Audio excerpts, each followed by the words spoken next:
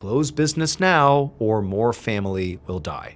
This message had been brought to them by Mike Jr.'s mother, Pat, who said they had received it in the mail that morning. For the Zemedis, for so many reasons, this letter was terrifying. It was not just a reminder of their son's murder, but also a promise that there would be more violence.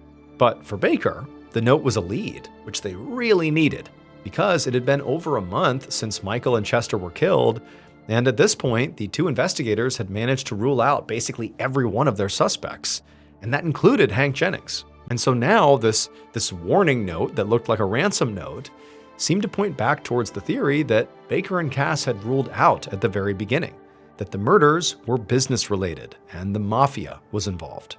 Cass was a local, and he'd told Baker that there had been a lot of rumors swirling around about the murders in the community.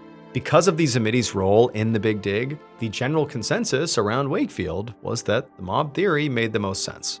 But Baker really wasn't so sure. I mean, they'd looked into the Zemedis' books and records repeatedly, and they hadn't seen anything to suggest any shady deals or potential mob interaction. Also, Baker didn't think this ransom-style note made from newspaper clippings was the mob style. It just felt kind of silly and performative. Like maybe somebody was trying to make it seem like the mob to lead the investigation in the wrong direction. But even if that was the case, this note was still huge, because maybe whoever had sent it had left their fingerprints or DNA on it. So Baker bagged up the note, and Cass carried it off to send to the crime lab. Aside from conducting new interviews, they had gotten some forensics from that ransom letter.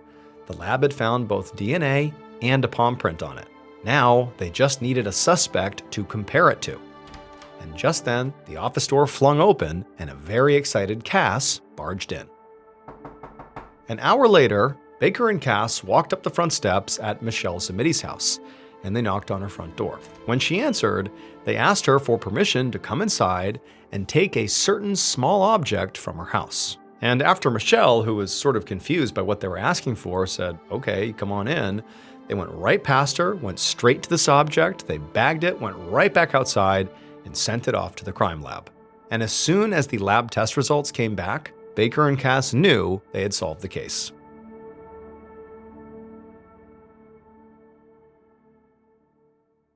Based on DNA, other forensic evidence, and witness statements, here is a reconstruction of what police believe happened to Michael Zemedi Jr. and Chester Roberts on the morning of March 13, 2006.